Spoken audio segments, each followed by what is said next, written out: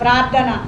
పరిశుద్ధుడా, ప్రేమ కనికరము కలిగిన ప్రియ మా పరలోకపు తండ్రి, గడచిన కాలమంతా మమ్మల్ని కాచి కాపాడి ఈ నూతన సంవత్సరంలో 5వ నెలలో నాయన మొదటి పునరుద్ధాన దినములో ప్రభు దినములో మమ్మల్ని ప్రవేశపెట్టి తండ్రి నాయన వాతావరణాన్ని మీ స్వాధీనములో ఉంచుకొని నాయన ఆకాశమును మేఘములతో కప్పి వర్షమును కురిపించే దేవుడవు నీవని నాయన మరి రుజువుపరుచుకొని నాయన నీ ఆరాధనకు ఆటంకము లేకోకుండా నాయన వాతావరణాన్ని మరలా స్వాధీనపరుచుకుని నాయన వర్షాన్ని ఆపిన దేవా మీకు స్తోత్రములు తండ్రి.